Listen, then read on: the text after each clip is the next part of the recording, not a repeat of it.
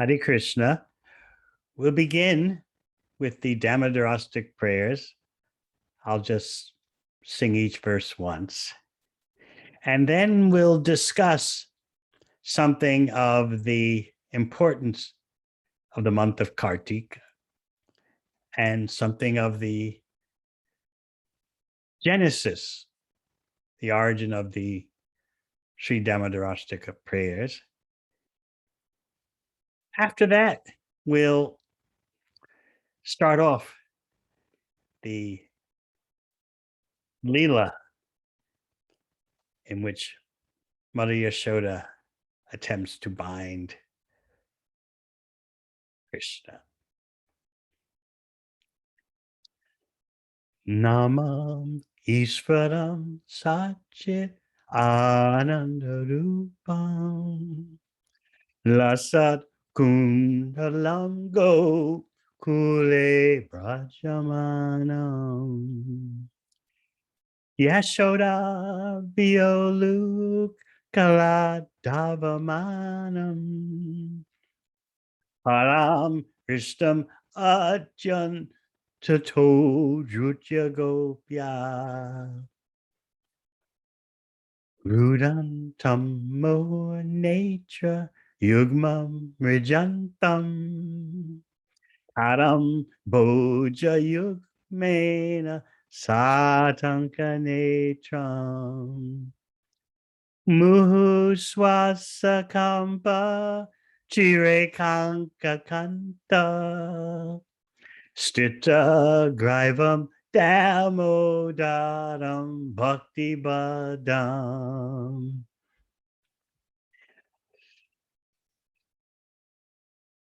Itidrik Salilabir Ananda Kunde Swagosham Nimajantam Akyapayantam Tadi Eshitageshu Bhaktar Jitatvam Puna Prema Tastam Shatavriti Vande Param Deva Moksham Namoksha Padimba Nachanyam Vraneham Pareshada Piha Idam te vapurnata gopalabalam sada memanyasya virastam kimanyai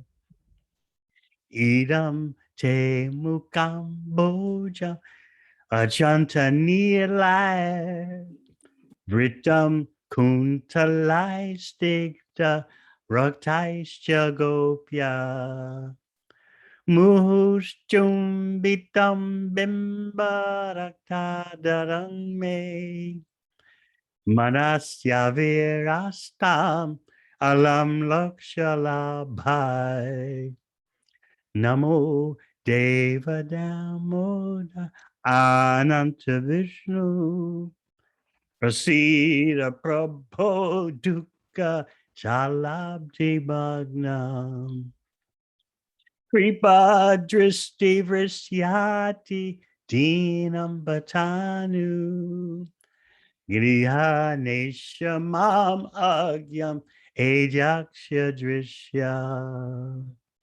Kuber atma jo bhatta mochayvayatvat Tvaya mochito bhakti bhajau kritau cha Tata prema bhaktim swakame prayacha namokshe graho mesti damodareha namaste studamne spuradipti damne Vairi odarayata vishvasya damne Namo Radhi Kayai Twadia Priyai Namo Nanta Lilaya Devaya Tubhyam. Namo Radhikaya Tva Diya Priyaya. Namo Nantalilaya Devaya Tubhyam. Namo Radhikaya Tva Priyaya. Namo Nantalilaya Devaya Tubhyam. Hare Krishna, Hare Krishna, Krishna, Krishna, Hare Hare, Hare Rama, Hare Rama, Rama Rama, Hare Hare. Hare Krishna, Hare Krishna, Krishna, Krishna, Hare Hare, Hare Rama, Hare Rama, Rama Rama, Hare Hare. Hare Krishna, Hare Krishna, Krishna, Krishna, Hare Hare, Hare Ramo, Hare Ramo, Rama, Rama, Hare Hare.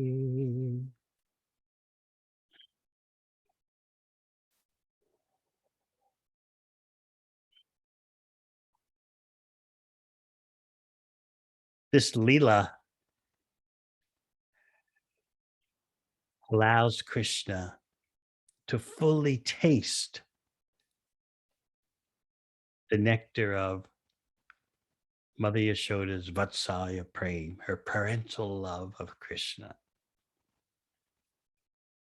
And it also allows Krishna to reveal how he is willing to submit to his pure devotee's love.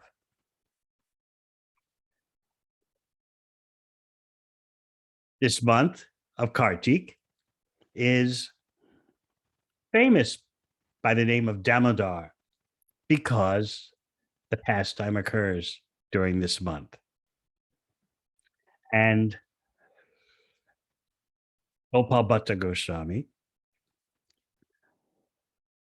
as most of you know, a member of the Sad Gosai, the six Goswamis of Vrindavan, has written in his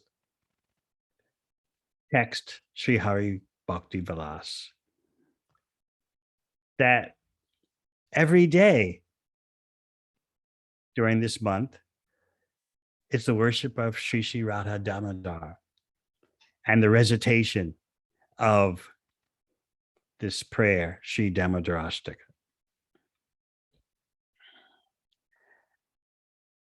He writes in Sri Hari Bhakti Vilas that, O learned Brahmanas, if one worships the deity of Sri Radhika during the month of Kartik for the purpose of her pleasure, then Damodar Hari becomes very satisfied. One who worships Lord Damodar by daily reciting the prayer known as Damodarastika, spoken by the sage Satyavrata Muni, verily attracts Damodar himself. So where did this prayer originate? The prayer Damodarastika is dear to so many devotees. It's found in the Padma Purana, recorded by Srila Vyasadeva. It's spoken, apparently, by Sri Satyavrata Muni. The circumstance was a conversation with Narada Muni, Shonaka Rishi, and other sages. Quite an illustrious distinguished crew. Srila Sanatana Goswami explains that this prayer, Damadarastic, is actually an eternal prayer and eternally perfect that manifested through the mouth of Satyavrata Muni. So you're dealing with eternality. You're not dealing with what has a beginning and what has an end. The eternality manifests in this temporary world, but is not produced by this material world. Another point about Sri Damodarashtak is that it can attract the Supreme Personality of Godhead, Damodar Krishna.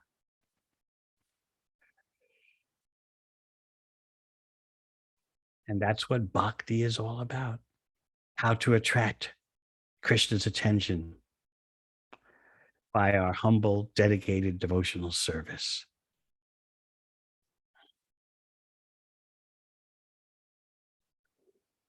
And as Sri Gopal Bhatta Goswami has written,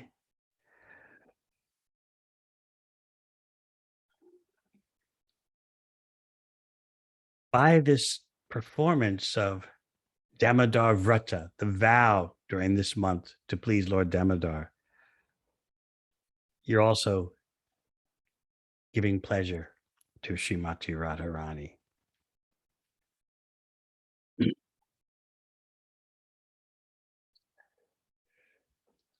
One thing we can bear in mind about how this prayer ends, how these 8 verses end, is that you're taught not to immediately rush into Krishna's Radha Krishna Leela. You're taught to offer your obeisances from afar, keeping those confidential pastimes over your head rather than fools rush in where angels fear to tread. So you may recall at the end, the 8th verse, Namaste Studamne Spura Deepti Damne Twadi Odarayata Vishvasya Damne Namo Harikayai Twadiya Priyayai Namo Nantalilaya Devaya Tubhyam. So as Sanatana Goswami explains in his commentary, this is the sweet ending that is often prescribed for prayers and other shastric undertakings. It's a sweet reference to Srimati Radharani as the most beloved of Krishna. And there is discrete mention of their Leela. Namo Nanta Leelaya Devaya Tubhyam. I offer all obeisances to you, the Supreme Lord, who displays Ananta Leela, unlimited pastimes. You're just getting a hint that confidential pastimes exist between the Lord and his pleasure potency. But the subject matter is being presented very discreetly. Krishna is a person, and it takes qualification to hear about Krishna's confidential pastimes. Confidential because they're his personal business. He's a person. And also because they're so easily misunderstood. People hear about Radha and Krishna and think, oh, yeah, I know what that's all about. That's what we all do. They don't understand. They're dealing with Satchidananda, Vigraha, bodies, forms of eternity, knowledge, and bliss. We'll talk more about that in the first verse of Damodarastic as we go over it. But it's good to remember the sweet ending. Topmost confidential topics, which you'll find only indirect mention. They're there, but discretion is an essential part of bhakti.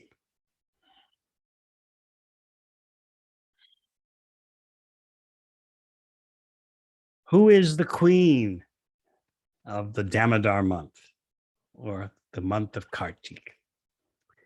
That's actually Srimati Radharani, who is also known as Urj Jasvari, the controller, the queen of the month where Urja Vrata, the vow of Urja, is celebrated.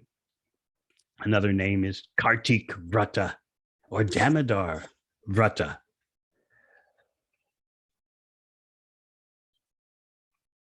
So we're singing this prayer every day during this month in order to be connected with the glories of Sri Sri Radha Damodar, Sri Yashoda, Sri Damodar.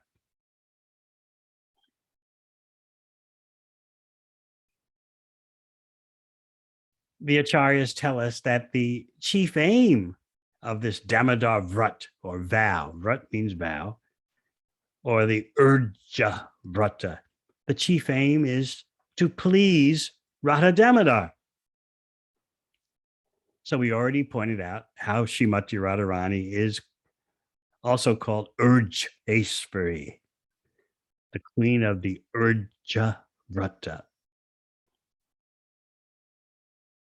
And Sanatana Goswami explains that in order to establish the pleasure of Sri Sri Radha Damodar, Satyavrata Muni spoke these 8 verses, which end in that confidential way. Namo Radhikaya Tvadiya Priyaya. In this way, he's putting your focus during this month on worshiping Sri Sri Radha Damodar.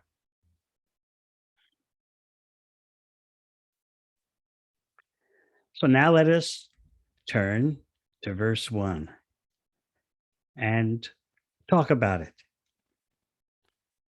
Namam Ishvaram Satchit Anandarupam Lasat Kundalam Go Kule Brajamanam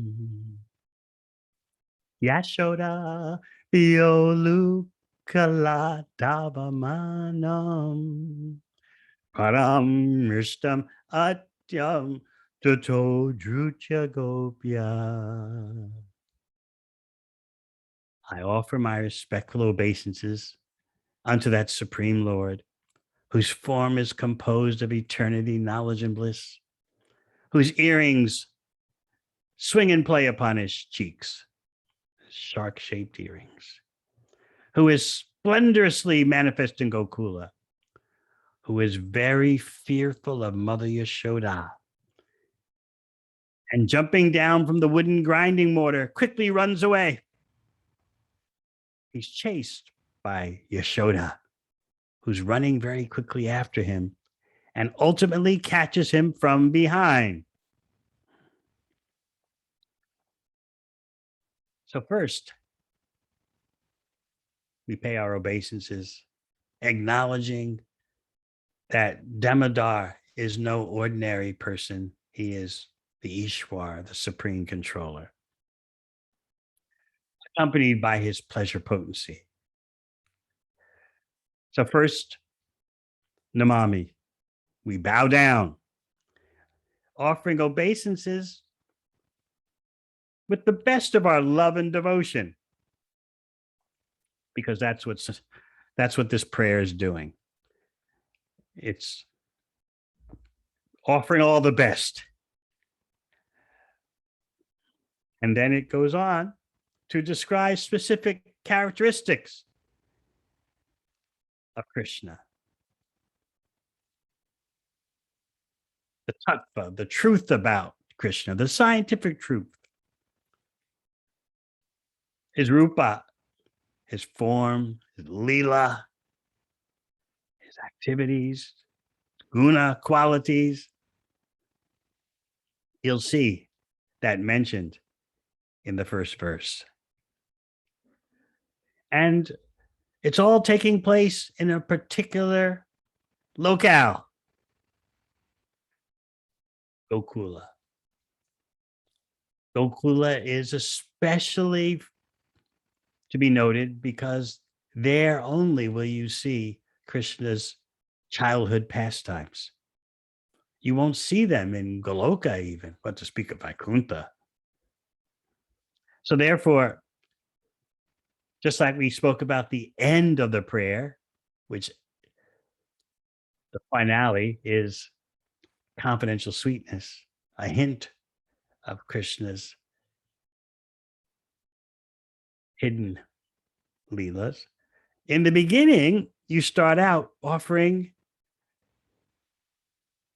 your obeisances, bowing down. You understand by the first verse, Namamisvaram Satchidanandarupa. You understand, I'm not dealing with an ordinary person, I'm dealing with the supreme controller.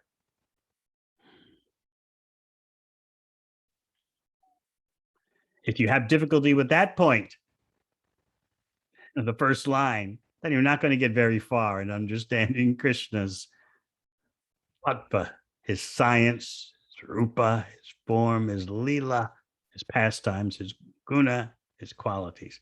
So first things first. And once we offer our obeisances, we can start talking about him. Once we accept Ishvara Parama Krishna, then next is Satchidananda Vigraha.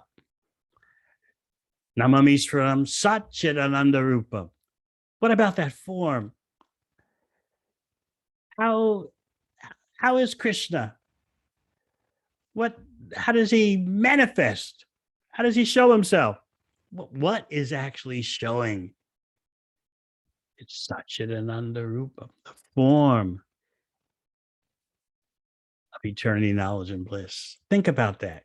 Eternality, omniscience, and endless pleasure has a form. In fact, Sanatana Goswami describes the form of Krishna as being made of compressed clouds of eternity, knowledge, and bliss. Try to visualize that. A body made of compressed clouds of eternity, knowledge, and bliss. Now, what about his beauty? His beauty is indicated just by Lasa Kundalam Gokule Brajamanam. Earrings that are shark shaped. And what are those earrings doing? They have the greatest fortune. How is that? How do earrings have the greatest fortune? They get to swing on Krishna's ears in such a way that they're actually personally kissing his divine cheeks. You may not have ever thought about that. That's what the earrings are doing. But there's more to those earrings. They're glistening, they're shining because they're partaking of the inconceivable effulgence of Krishna's complexion. In other words, actually, Krishna's body is ornamenting his ornaments, not the reverse. We often point this out, as some of you have heard. Persons put on ornaments in order to look more beautiful. But when Krishna puts on ornaments, when Krishna puts on ornaments, the ornaments look more beautiful because of being on Krishna. Mm. You may recall a famous verse in the third canto spoken by Uddhava to Vidura. How indeed Krishna's beauty is so attractive that it even astonishes the Lord of Vaikuntha. And his beauty, Krishna's beauty, is the ornamentation of the ornaments that he wears. So just hear and think about this, the earrings swinging on his cheeks, kissing his cheeks, and shining with the effulgence from Krishna's form. And where is all this happening? Any old place? No, this is happening in Gokula. Lasa kundalam Gokule Brajamanam. This is that special place where the cowherd boys, the cowherd girls, the cows, the calves, the cowherd elders, they all reside. And Gokula is a special place suitable for Krishna's manifesting intimacy that surpasses his other Leelas.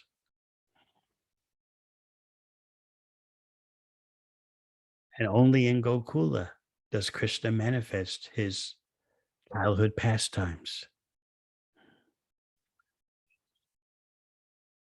In Goloka, in the spiritual world, of course, Mother Yashoda is there, Nanda Maharaj is there, the Vatsalya Prem, the parental love of Krishna is there.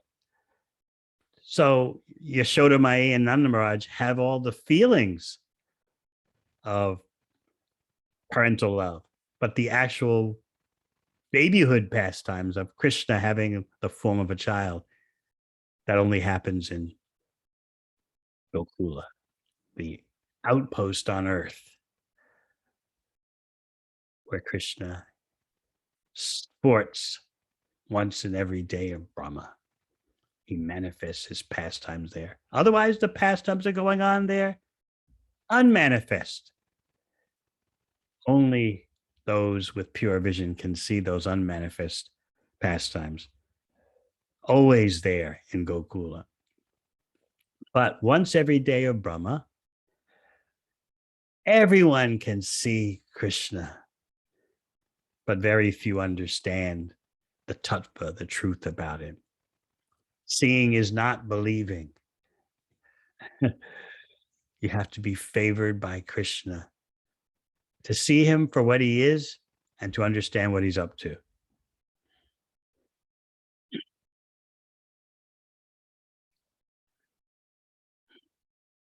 So what's special about this Damodar Leela? You are introduced to that uniqueness in the last part of the verse. Yashoda Bio Lukala Davamanam Paramishtam Achantato Drujagopya. Something's going to happen between Krishna and his mother, Yashoda.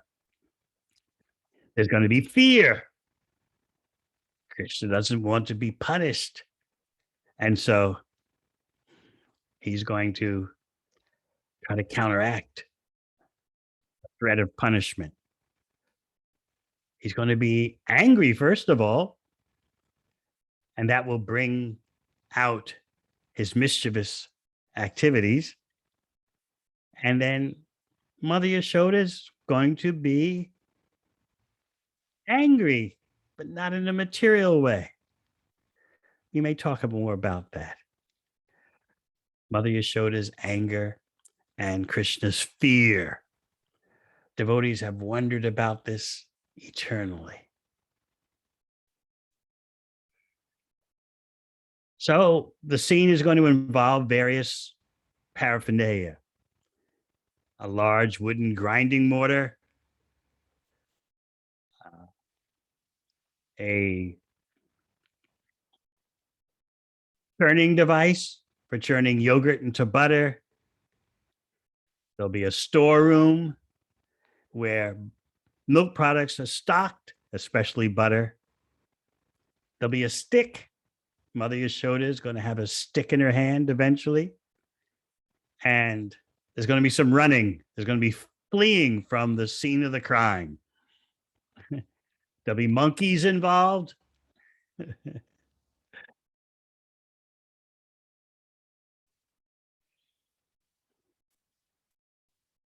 So the same grinding mortar that Krishna will stand on in order to be high enough for getting milk products that are hanging from the ceiling, that same grinding mortar is what Mother Yashoda is going to tie Krishna to. How interesting.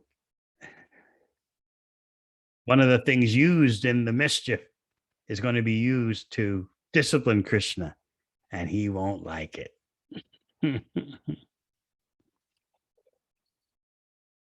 Also, that last line, Paramishtam Achantato Jutya Gopya. She's chasing him. And you'll hear how she catches him. She apprehends him. Krishna's done the runner on her. And she's going to chase after Krishna, catching him from behind. And this is very significant because the greatest yogis can't come near Krishna. The monists who want to merge into Krishna's effulgence can't do that, generally speaking. And even if a few succeed, they can't stay there. But Mother Yashoda catches Krishna from behind as he's racing away. In this way, you can see the unsurpassed affection that Krishna feels for Yashoda Mata. He lets her catch him from behind, what the greatest yogis can never do. They can't catch him, what to speak of catch him from behind. So let's talk about how this pastime starts. It's all about drinking breast milk. Every child does that. But here you have the Om Purnam, Krishna perfect and complete in himself, yet overwhelmed by Yashoda Mata's pure love.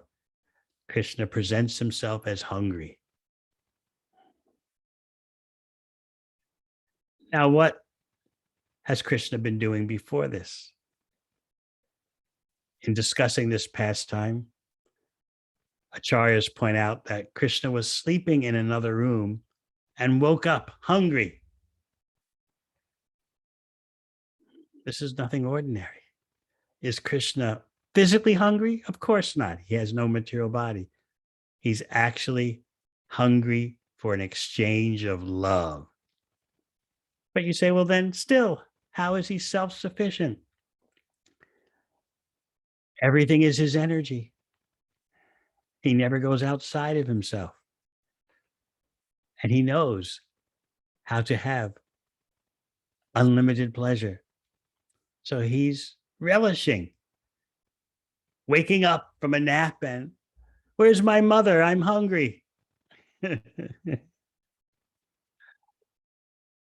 So, what has Mother Yashoda been doing? She's churning yogurt into butter because she's thinking, I can't allow my servants, my maid servants, to do this task. I myself have to take responsibility. First of all, I'm going to get the milk from a few special cows that eat very specialized grasses, which flavor the milk extraordinarily. I'm going to make sure this happens myself. I can't trust this task of getting the milk and churning it and boiling it on the stove. I can't trust this to even my trusted maidservants. Krishna has been breaking into others' houses and stealing milk products. Makanchora, the butter thief. As if in my own home, we don't have tasty milk products. I personally have to do something about this. And so that's why Mother Yashoda was blissfully churning the yogurt into butter. And as she's doing that, she's singing songs about Krishna's pastimes, both poems composed by her and poems composed by others. She's absorbed in remembering Krishna Lila. So Srila Prabhupada tells us that this is real life. Acting in such a way that you remember Krishna. Mother Yashoda, as we said, wants to preempt. She wants to stop Krishna's stealing, sneaking into others' houses and stealing butter. She's feeling motherly inadequacy. What's wrong with the milk products in my house? So she's personally doing something about it. And as she's churning, she sings poems about Krishna's childhood activities, how Krishna killed Bhutana, Agasura, Shakatasura, and Trinavata. She's showing you. Kirtaniya Sadahari, as Lord Chaitanya says. Always chant Krishna's glories.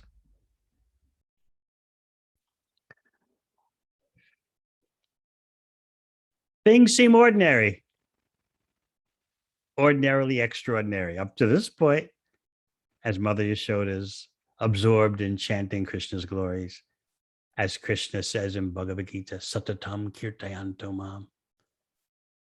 That's the symptom of a Mahatma, a great soul, always chanting Krishna's glories.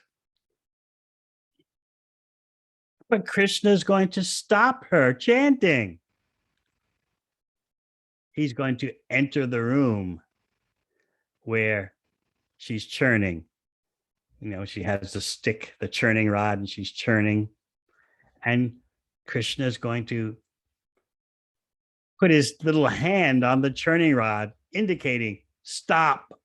You have other things to do. You should be feeding me. So in this way, he arouses the depth of love from Mother Yashoda.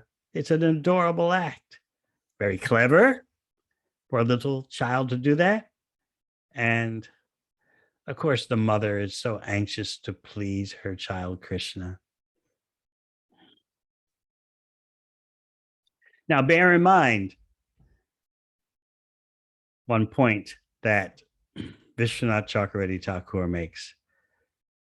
The irony of this whole Leela, the overview, is that Krishna binds with karma persons who are absorbed in theft, anger, and other low qualities. And he makes them cry when they feel the kicks from material nature, when they feel the how they're caught in the vice-like grip of Maya. They cry out, "Oh, oh, oh! Why is the world the way this is? Oh, why do people act in this way to me? Why am I being mistreated? Oh, I just wanted to be happy in this world. I just wanted to enjoy. And then there's this situation and that situation. And yes, I did some wrong things. I indulged in theft and anger, passion and ignorance. And now I'm crying out because of those reactions, because of reactions to those activities. Yet, here you see that same Krishna who has bound everyone up with the modes of material nature, Trigunamai, that same binder, that same Krishna is now involved in theft. He's been stealing butter. That's why Mother Yashoda is trying to personally do something about the situation. And you're going to hear that he gets angry. And then he'll be bound up by Mother Yashoda. And he'll be crying. So this is the irony.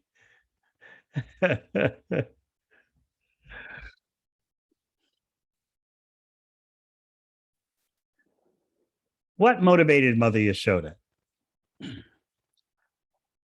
do what she's doing? We're not even yet at the part where she's the part of the Leela where she's chasing after Krishna with a stick in her hand. What's motivated her to churn? There's a stubbornness, the acharyas point out. And that stubbornness arises from her Vatsalya Prem, her parental love. Her stubbornness has made her conclude that no one else can do the job properly. And from this day onward, I'm preparing all this boy's butter, milk, and his other eatables. And that way, what I prepare will be so tasty, he won't break into others' houses and steal. So I'm preparing, I'm churning the best yogurt from amongst so many samples. And I prepared these samples with my own hands, and I've chosen the best. This is stubbornness and pure love of Krishna. His stubbornness arises from her pure parental love. And by that stubbornness, to please her child, she shows the meaning of her name, Yashoda. Her name literally means she who gives fame. She gives fame to Krishna by her showing that Krishna is controlled by pure love, so much so that he'll agree to be tied up. She's reserved only the best for Krishna. And therefore, when she churned the yogurt, she was certain, she had no doubts.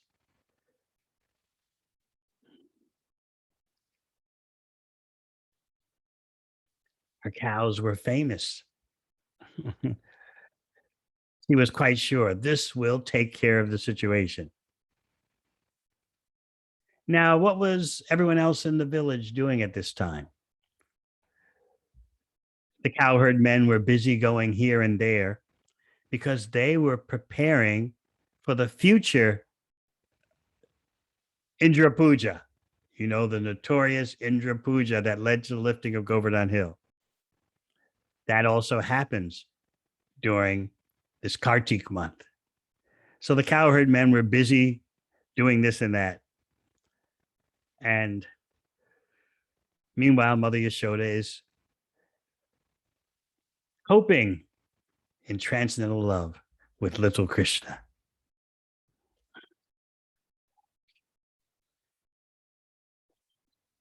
Another point to bear in mind is that, yes, Bal Gopal, little Krishna, was anxious for an incident. He wanted a drama. He had not yet successfully invoked his mother's scolding. When he would break into houses and steal milk products, when the owners of the house came to Mother Yashoda to complain blissfully, Krishna's done this, your Krishna's done that. And then little Krishna would be there and everyone would look at him and he would look so innocent. And Mother Yashoda is relishing hearing the complaints because she's hearing Krishna Katha. And the elder gopis knew that. And therefore the elder gopis were eager to approach her and complain about Krishna. You didn't see this. You didn't see that. You've been busy at your home. We can tell you what your boy's been up to. So under the guise of complaining, everyone is just relishing Krishna Kirtan. But what is Krishna thinking?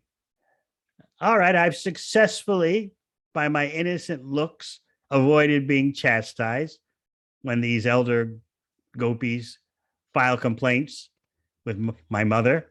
But I'd like to experience being scolded. I want to experience her love in that way.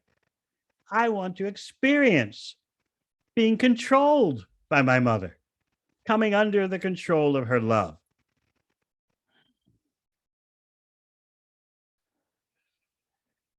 So next, Shukadeva Goswami gives us such a beautiful description of Mother Yashoda. And Prabhupada instructs us that we should take full advantage of this description of how Mother Yashoda is so beautiful in her maternal affection for Krishna, and especially for advanced devotees who desire to be Krishna conscious in motherly affection. They should especially contemplate the bodily features of Mother Yashoda, but you never think that you'll become Mother Yashoda, or you become Sri Rama, or you'll become Viragopi. You'll think, I should follow in their footsteps. I can't become them. The position's already taken. So the description of Mother Yashoda in this chapter of the 10th canto is a special benediction for allowing meditation so that advanced devotees can cherish Mother Yashoda's beauty.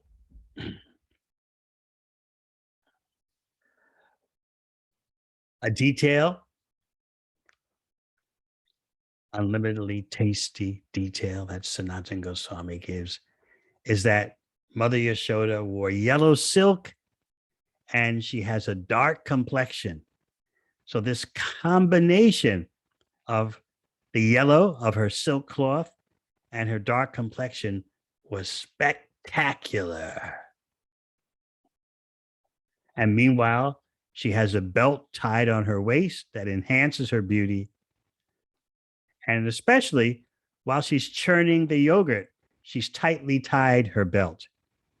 And as she's churning, she's not simply singing about Krishna's pastimes, how he dispatched Putana, Shakatasura, Agasura, Chanavata. She's not simply singing about that, but from her breasts are pouring milk because she's so full of affection for Krishna that even when she's not nursing him and she's just thinking about him, her breasts are pouring milk. Her singing about Krishna especially brings about this response. And one can think of, the acharyas point out, how her eyebrows are moving in such a way to increase her beauty. Her earrings are swaying. Jasmine flowers are falling from her hair.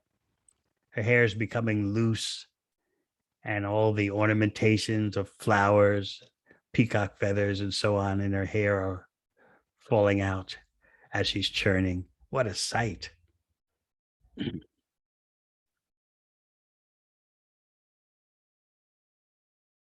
Now Krishna's approaching. He knows what to do to deepen Mother Yashoda's parental love. As we pointed out before, he grabs a hold of the churning rod, stopping her from churning. He's indicating to her, give me attention, give me attention. So Mother Yashoda's bliss increased because she was so impressed by her child's cleverness. This is Krishna's doing. He wants to create a situation of love and affection. Of course, that situation is already there, but he wants to deepen it because there's no limit to the love and affection between Krishna and his devotees.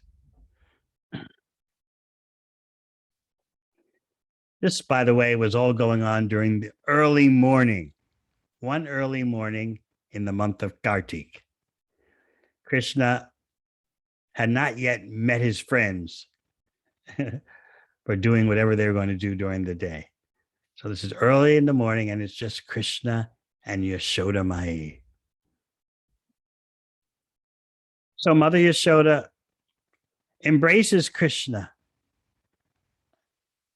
She puts Krishna on her lap and begins to stare in his face. Again, because of intense affection, milk is flowing from her breast. We come to a critical junction right now.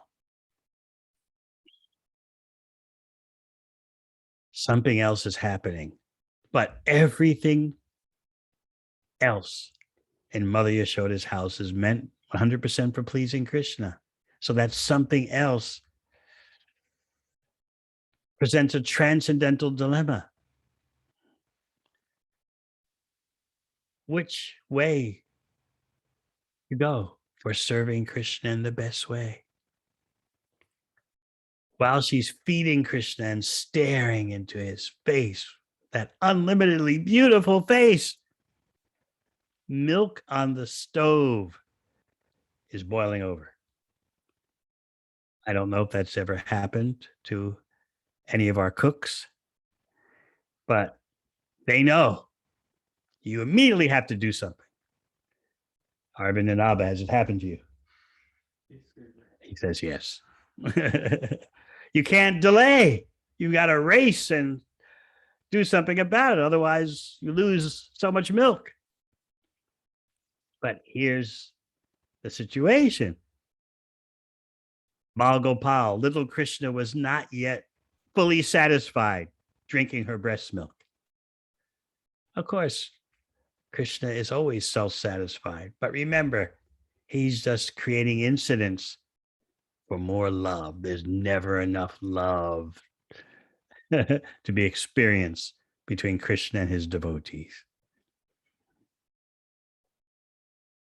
So we pointed out how everything in Mother Yashoda's house is meant for Krishna. So how does one know what to do?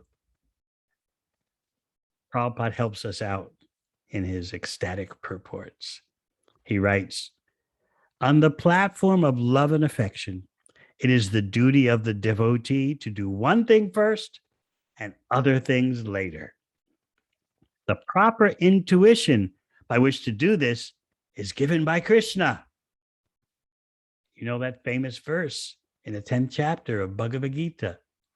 Tesham satayuktanam bhajatam priti purvakam Dadami bhuti yogam tam yenamam upayanti te.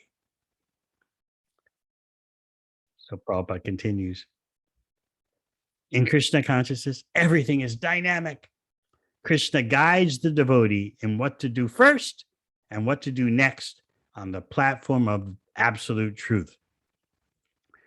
So, on the platform of the absolute truth, Yashoda Mata's feeding Krishna is there, but also tending to the boiling milk on the stove is also there. So, you might say, well, wait a minute. She left Krishna unsatisfied and hungry. Why is she showing so much concern for milk boiling over? Isn't Krishna the center of everything? Yes. What's boiling over on the stove is meant for Krishna's pleasure. She's thinking, what is my boy going to eat? What is he going to drink? That's why she can apparently temporarily ignore Krishna.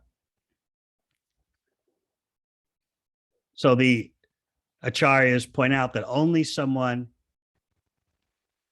conversant with Krishna prem, love of Krishna, can understand such a remarkable happening. And for others, it'll be difficult. You might feel that, oh, well, this is some kind of child neglect. But no, Yashoda Mai is thinking,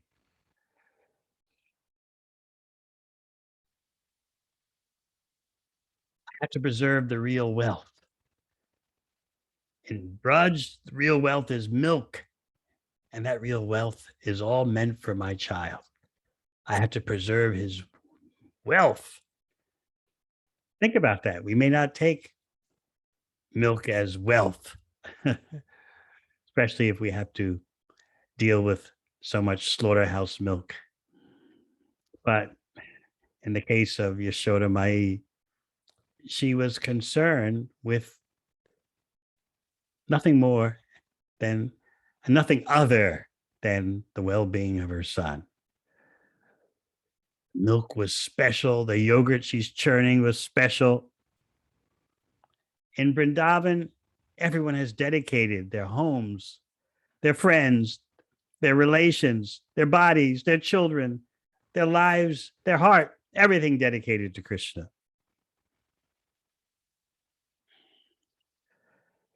Now you might ask, and Jiva Goswami points this out. Haven't you seen mothers when something suddenly arises in their home that they have to deal with and they're nursing their child or doing something with their child?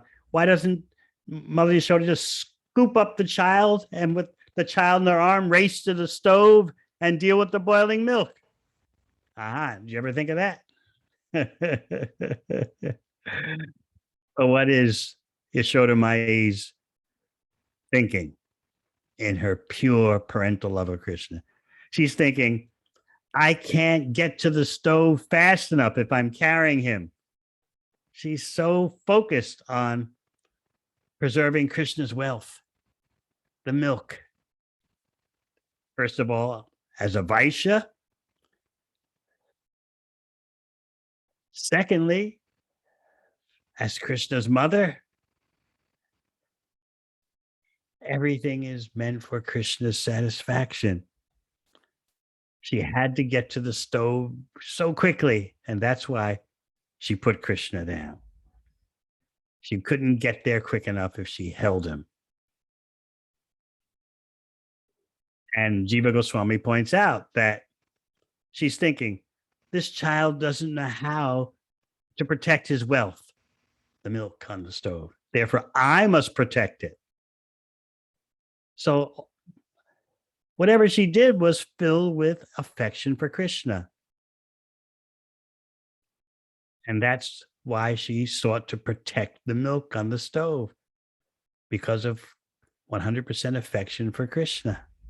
So please try to see her, try to get a glimpse of her pure parental love. But Krishna seizes the opportunity to be angry. And we'll talk about that the next time. What happens after Krishna gets angry? So much so that there's a race. He's going to race away from Mother Yashoda, who chases him with a stick in her hand. Paramishtam Achantato Drutjagopya. And she's going to apprehend him from behind. All right. Time for one or two questions. Thank you all for the opportunity to become somewhat immersed in this Leela. Hare Krishna Maharaj, thank you so much for a wonderful pastime. It was like Mother Yashoda churning the milk and we were drinking the nectar. So thank you so much for that, Maharaj. For devotees, is there any question that you'd like to ask? Please unmute yourself and you are most welcome to ask.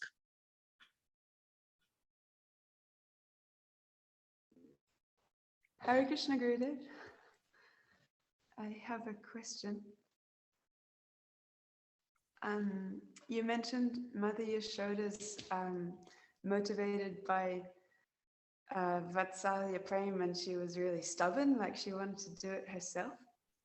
So I'm stubborn, but it's not motivated by Vatsalya Prem. What should I do about that? Stubbornness can very much be related to determination. It's good to be determined, but you have to know what you're doing. You just can't be determined to drive in the wrong direction. So when our stubbornness means we don't listen, we don't take senior advice, we think we can reinvent the wheel every year, then what's the use of such stubbornness? Executing bhakti in the material world can be complex and tricky. That's why we have the spiritual master, we have the Vaishnavas. There's no need to create rerun movies. I often ask this question. Have you ever tried to enjoy watching a movie you've seen before back in the day? You think because I'm doing it with my friends, there'll be some taste, but you know everything that's going to happen. But you try to relish it in the association of your friends, even though you've seen the movie before. So similarly, when we're stubborn, we live our life in that way, creating rerun movies that maybe you haven't seen before, but others have seen it before, but they don't know what they're talking about. They say they've seen this movie before. They don't know. And also, what's the famous mentality? You may think you've seen this before, but what I'm going to do is going to be different.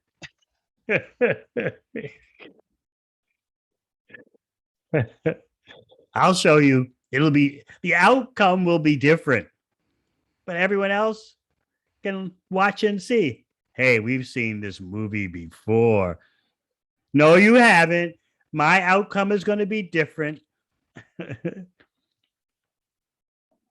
As they say in material existence, there's nothing new under the sun. Samsara, the wheel of repeated birth and death. Same old thing goes round and round and round. So we don't want to be stubborn and act like we're in a new situation. No one understands. We've got to act in our own way. One last point. I was discussing this with my dear God brother, His Holiness Shivaram Swami. We were remarking to each other how when we started leading and guiding devotees, we had that strong conviction. We're going to save these devotees from going through so many situations in which they don't have to go through. And we know because we've seen it all. So with our experience, our world experience, decades in bhakti and seeing everything under everything happening this way, that way, the other, we're going to help devotees by allowing that they don't have to experience the same things. And they'll listen to us and everything will be perfect. Well, we both, as well as others of my senior god brothers, we both realized it doesn't work like that. To a certain extent, the wheel has to be reinvented every year for someone to actually hear clearly so that he or she can benefit from others' experience. That person needs to be at least in the mode of goodness. Otherwise, to some degree, devotees must learn by experience. I just got to go through this. What must be done must be done. Yeah, I hear what you're saying, but my situation will turn out differently because I'm different. That what you are talking about, that's the way your generation did things. But I will show you, this new generation will show you, it'll be different. But this is one of the delights of both spiritual parenting and biological parenting. To some degree, unless it's an exceptional disciple or exceptional child, to some degree, the wheel will be reinvented as if it never existed before. So it's an occupational hazard of being doing the service of initiating spiritual master or doing the service of being a parent, a biological parent. The occupational hazard is that you will not be listened to all the time because you really don't know everything. And we'll show you. Dinanath, are you like that? His mother is shaking her head, yes. And Dinanath is shaking his head, no. So it's already started. Out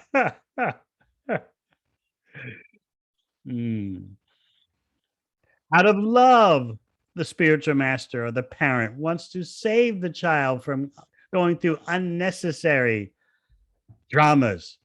But not everyone can hear fully. And therefore, they repeat the same situations. And so the parent, the spiritual guide, has to tolerate that. And you just can't say most of the time, the parent or the spiritual master, you just can't say, I told you so. No one wants to hear that. Right, Nitai? Are you there, Nitai? Where's little Nitai? I saw him for a moment and there he is. Mother and father can't say to you, I told you so, right? That's forbidden. So yes, as I said, this is the occupational hazard of being a parental guide or a spiritual guide. Don't expect you're going to be listened to all the time. Most persons have to have a mixture of reinventing the wheel. The more you can reduce the percentage, maybe just 10% reinventing the wheel instead of 90%, the more stability there is, the more sanity there is. All right. One last question.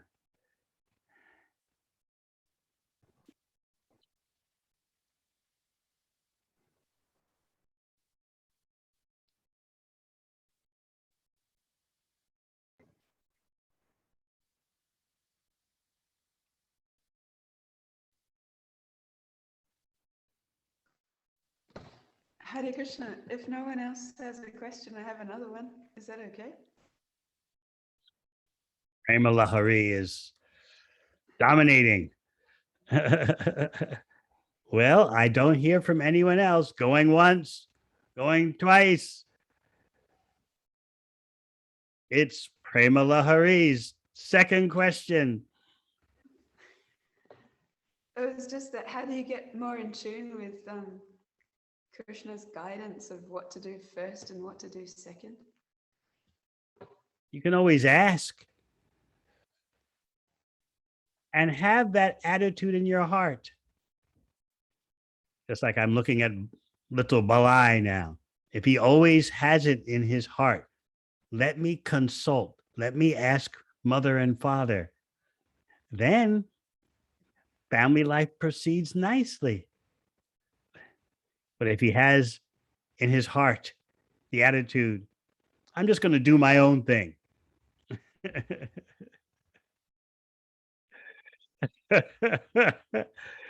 Well, then obviously he's not going to be so receptive to hear.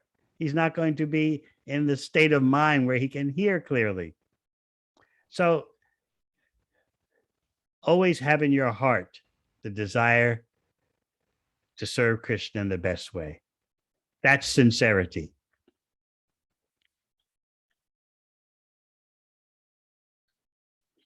And gradually, as the stages of bhakti advance more and more, you have what Prabhupada described in his purport, explaining how Mother Yashoda could put Krishna down and race to the stove. Tesham satatayuktanam bhajatam priti purvakam dadami bhuti yogam tam yena mam upayanti te. He writes, in Krishna consciousness, everything is dynamic. Krishna guides the devotee in what to do first and what to do next on the platform of absolute truth. And on the platform of love and affection, it is the duty of the devotee to do one thing first and other things later.